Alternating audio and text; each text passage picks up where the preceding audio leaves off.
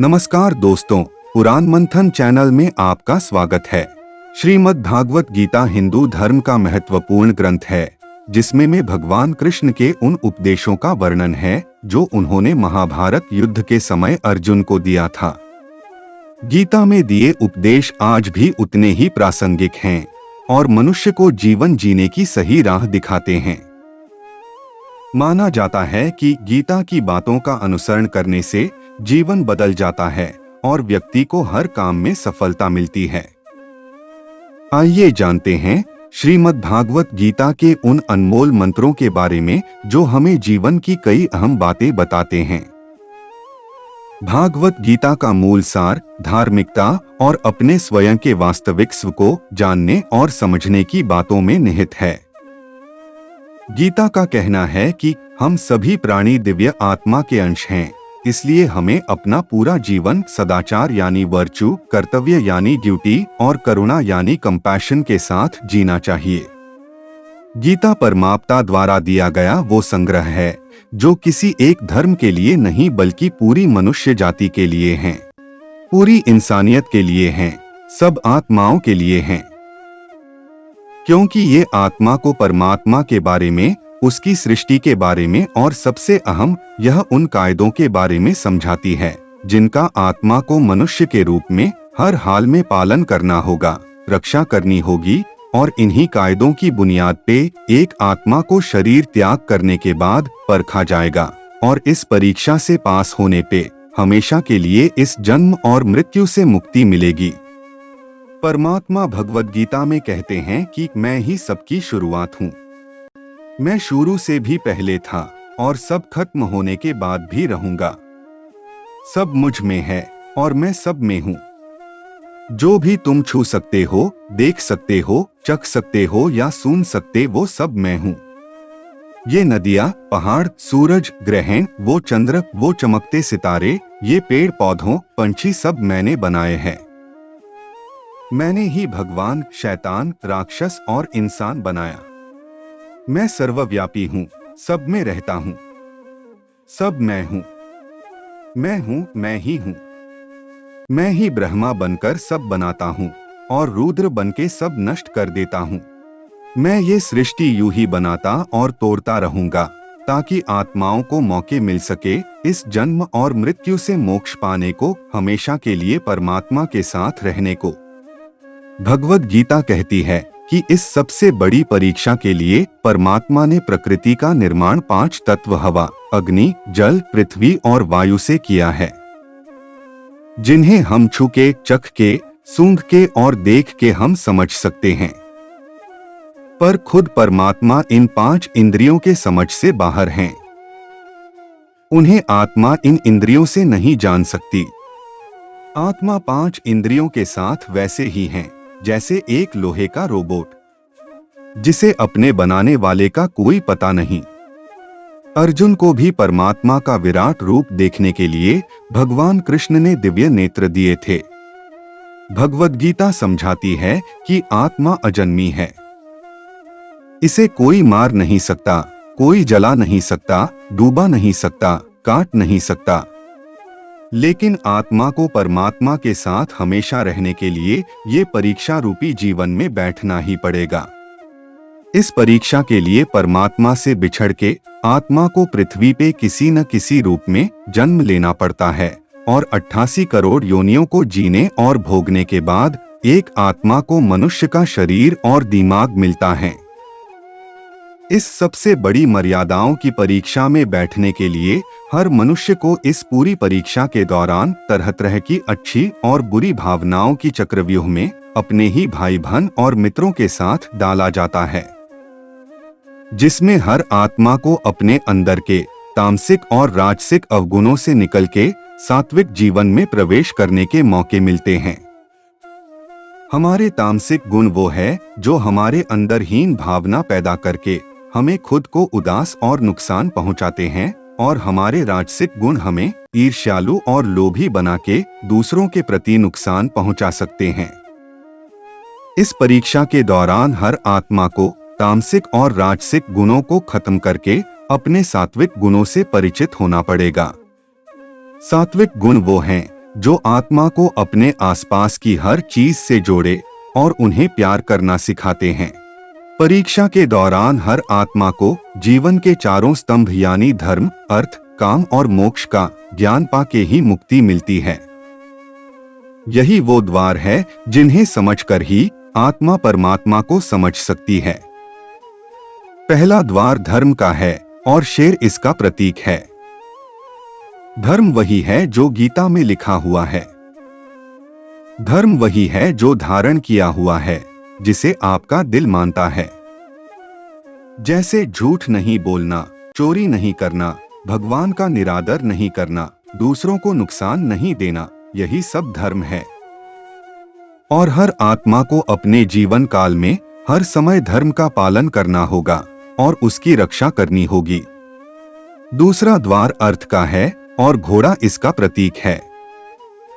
हर आत्मा अपने हर जीवन काल में अपने पृथ्वी पे होने का अर्थ या मूल कारण समझेगी। इस जिंदगी में भोगने वाली चीजें और रिश्तों का आनंद लेगी। अच्छा बेटा और अच्छी बेटी, अच्छा भाई या अच्छी बहन, अच्छा पति या अच्छी पत्नी बनके हर दुनियावी रिश्ते पर खरी उतरेगी और इस परीक्षा को पास करेगी। तीसरा द्वार काम का है। भगवद गीता समझाती है कि हर मनुष्य के अंदर काम, क्रोध, लोभ, मोह, अहंकार और ईर्ष्या जैसी 6 भावनाएं हमें अपने और दूसरों के प्रति नुकसान पहुंचा सकती है। इन भावनाओं को हर मनुष्य को हमेशा अपने नियंत्रण में रखना होगा, क्योंकि इनके बहाव में किया हुआ कोई भी काम हमारे जीवन भर की परेशानी का कारण बन सकता है और एक आत्मा संतोष और सादगी से इन भावनाओं पर हमेशा के लिए विजय पा सकती है। चौथा स्तंभ मोक्ष का है और हाथी इसका प्रतीक है। इस परीक्षा रूपी जीवन में हर मनुष्य हर समय कुछ इच्छाएं रखता है। कुछ इच्छाएं एक ही जन्म काल में पूरी हो जाती है, पर कुछ अधूरी रह जाती हैं और उनके पूरा होने के लिए आत्मा को वापस पृथ्वी पर आना पड़ता है। भगवद गीता समझाती है कि हमारी इच्छाएं ही मूल कारण है हमारे पृथ्वी पर वापस आने का, और अगर हम कोई भी इच्छा न रखें तो हम इस जीवन और मृत्यु से मुक्त हो सकते हैं। ये द्वार माफी का भी है। जिन्होंने आपके साथ बुरा किया उनको माफ करके और जिनसे आपने बुरा किया उनसे माफी मांग के मुक्ति पाई जा सकती है। जब तक आत्माएं इन चारों दरवाजों धर्म, अर्थ, काम और मोक्ष को समझ नहीं लेती, तब तक इस आत्मा को बार बार मनुष्य के रूप में आना ही पड़ेगा। परीक्षा का समय खत्म होते ही आत्मा शरीर और अन्य सब वस्तुओं का त्याग कर देती है। जो भी संसार में रहकर बनाया वो अब किसी और होगा और आत्मा अपने कर्मों के फैसले के लिए चली जाती है। आत्मा के अच्छे बुरे कर्मों का हिसाब होता है। अपने अच्छे कर्मों के लिए आत्मा कुछ वक्त के लिए स्वर्ग और दुष्कर्मों के लिए नर्क चली जाती है। नर्क में आत्मा को अपने पापों के अनुकूल सजाएं मिलती हैं, पर सजा खत्म होने के बाद आत्मा को फिर से एक नया शरीर और नया दिमाग मिलता है इस परीक्षा में फिर से बैठने के लिए, और हर परीक्षा में वही सब फिर दोहराया जाएगा। जिंदगी के 4 स्तंभ धर्म, अर्थ, काम और मोक्ष को समझने के लिए हर जन्म में अपने कई जन्मों के कर्मों के हिसाब से हर आत्मा को कभी अच्छे तो कभी बुरे हालातों से जाना पड़ता है। लेकिन जब तक आत्मा परमात्मा के साथ योग को नहीं समझ लेती तब तक वो मुक्ति नहीं पा सकती। भगवद गीता समझाती है कि मनुष्य अपने शरीर, दिमाग या दिल से भगवान को पा सकता है। शरीर द्वारा किए कर्मों के माध्यम से परमात्मा को पाने को कर्मयोग कहते हैं। ऐसे कर्म जो परमात्मा की इच्छा से हो और दूसरों के कल्याण के लिए हो। वाल्मीकि ने रामायण लिख के, श्रवण ने अपने माता पिता की सेवा और उन्हें 4 धाम की यात्रा कराकर अपने कर्मों द्वारा परमात्मा को पाया। श्रीमद् भगवद गीता समझाती है कि एक आत्मा दिमाग से भी परमात्मा के साथ योग लगा सकती है।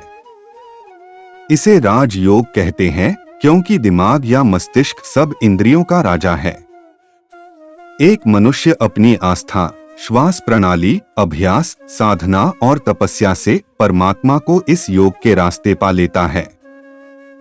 इस योग को समझने के लिए हमें अपने अंदर की एनर्जी, शक्तियों यानी चक्र और कुंडलिनी को समझना पड़ेगा। आत्मा मस्तिष्क से ध्यान लगाकर परमात्मा के साथ योग लगा सकती है।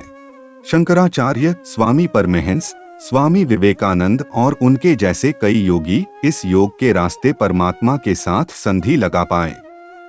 परमात्मा भगवद गीता में कहते हैं कि अगर किसी आत्मा को धर्म ना भी समझ आए, योग न भी समझ आए, पर अगर वो मेरी शरण में आ जाए तो मैं उसके सारे पाप माफ कर देता हूँ।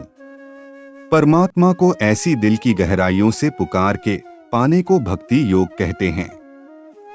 चैतन्य महाप्रभु, मीराबाई और भगवान हनुमान इस योग के सबसे बड़े उदाहरण हैं। लेकिन कभी आत्मा अपने होने का मूल कारण भूल के धर्म का उल्लंघन करे या पाप के रास्ते पर निकल जाए तो उसे ठीक करने के लिए परमात्मा को खुद किसी रूप में पृथ्वी पे जन्म लेते हैं। जैसे भगवान विष्णु के दशावतार है। भगवान विष्णु जरूरत पड़ने पर बार बार बुराई का विनाश करने पृथ्वी पर अवतरित होते हैं। तभी श्रीकृष्ण गीता में मनुष्य को सही जीवन जीने का तरीका बताते हैं। गीता कहती है कि हर प्राणी को बेवजह किए गए कार्यों के परिणामों के प्रति आसक्त होकर नहीं बैठना चाहिए। उसे परमात्मा को याद करते हुए अपने कर्तव्यों का हृदय से पालन करते रहना चाहिए। गीता सिखाती है कि प्रत्येक प्राणी के जीवन की एक विशिष्ट भूमिका है और हर प्राणी उस भूमिका का ईमानदारी से निर्वहन करके आंतरिक शांति को प्राप्त कर सकता है। श्री कृष्ण कहते हैं कि किसी भी कार्य में सफलता प्राप्त करने के लिए मन पर नियंत्रण रखना बहुत जरूरी है। काम करते वक्त अपने मन को हमेशा शांत और स्थिर रखना चाहिए। क्रोध बुद्धि का नाश करता है और इसकी वजह से बने बनाए काम भी बिगड़ जाते हैं, मनुष्य पतन की ओर जाता है। इसलिए मन को शांत रखने का प्रयास करें। श्रीमद् भागवत गीता के अनुसार हमें कोई भी कर्म बिना फल की इच्छा के बिना ही करना चाहिए। अगर किसी कार्य में सफलता प्राप्त करना चाहते हैं तो सिर्फ और सिर्फ अपने कर्मों पर ही केंद्रित करें। मन में कोई भी अन्य विचार आपको आपके लक्ष्य से भटका सकता है। गीता के अनुसार व्यक्ति को कभी भी अपने कर्मों पर संदेह नहीं करना चाहिए। यही बात श्री कृष्ण ने अर्जुन को बताई थी। ऐसा करने से व्यक्ति खुद का सर्वनाश कर बैठता है। इसलिए सफलता प्राप्त करना चाहते हैं तो जो भी कार्य करें उसे पूरे विश्वास के साथ बिना किसी संदेह के पूरा करें। गीता में श्री कृष्ण कहते हैं, मनुष्य को किसी भी वस्तु के प्रति अत्यधिक लगाव नहीं रखना चाहिए। यह लगाव ही मनुष्य के दुख और असफलता का कारण बनता है। अत्यधिक लगाव से व्यक्ति में क्रोध और दुख का भाव उत्पन्न होता है। इसकी वजह से वह अपने कर्म पर केंद्रित नहीं कर पाता है। इसलिए मनुष्य को अत्यधिक लगाव से बचना चाहिए। श्री कृष्ण के अनुसार किसी भी कार्य में सफलता प्राप्त करने के लिए अपने भीतर छिपे डर को खत्म करना चाहिए। यह सीख देते हुए कृष्ण ने अर्जुन को कहा था कि हे अर्जुन, तुम निडर होकर युद्ध करो। अगर युद्ध में तुम मारे गए तो स्वर्ग मिलेगा और अगर जीत गए तो धरती पर राज मिलेगा। इसलिए अपने मन से डर को खत्म कर दो। सोच में परिवर्तन लाए। जो ज्ञानी पुरुष ज्ञान और कर्म को सम देखता है उसी की सोच सही है। सही नजरिया रखने वाला व्यक्ति इच्छित फल की प्राप्ति कर लेता है। इसलिए व्यक्ति को ज्ञान और कर्म में समभाव बनाए रखना चाहिए। मन पर नियंत्रण जरूरी है। मन बहुत चंचल होता है और वह सदा यहां से वहां भटकता रहता है। अशांत मन को योग और ध्यान का नियमित अभ्यास कर वश में किया जा सकता है। गीता में लिखा है कि क्रोध भ्रम पैदा करता है और भ्रम से बुद्धि विचलित होती है। जब बुद्धि का विचलन हो जाता है तो तर्क करने की क्षमता भी क्षीण हो जाती है। जब मनुष्य में तर्क करने की क्षमता नहीं रह जाती तो वह पतन की ओर अग्रसर हो जाता है। इसलिए क्रोध से बचना चाहिए। मनुष्य का मन बहुत चंचल होता है, इस पर नियंत्रण करना बहुत जरूरी होता है। जो मनुष्य मन पर नियंत्रण नहीं कर पाते, ऐसे लोगों का मन उनके दुश्मन की तरह कार्य करता है और धीरे धीरे मनुष्य गलत राह की ओर अग्रसर हो जाता है। भगवान कृष्ण ने गीता में कहा है कि मनुष्य जैसा कर्म करता है, उसे उसी के अनुरूप परिणाम की प्राप्ति होती है। इसलिए जीवन में अच्छे कर्म करने को महत्व देना चाहिए। मनुष्य जो चाहे वह प्राप्त कर सकता है, बस जरूरत होती है तो इच्छित वस्तु को प्राप्त करने लगन के साथ कार्य करने की। ऐसा करके व्यक्ति का सफलता अवश्य मिलती है। मनुष्य जिस तरह सोचता है उसी तरह का आचरण करता है।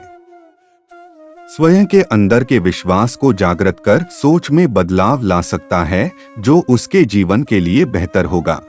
प्रकृति के विपरीत कार्य करके मनुष्य तनाव से ग्रसित हो जाता है। यही तनाव मनुष्य के विनाश का कारण बनता है। इसलिए तनाव से मुक्त रहने के लिए धर्म और कर्म का मार्ग अपनाना चाहिए।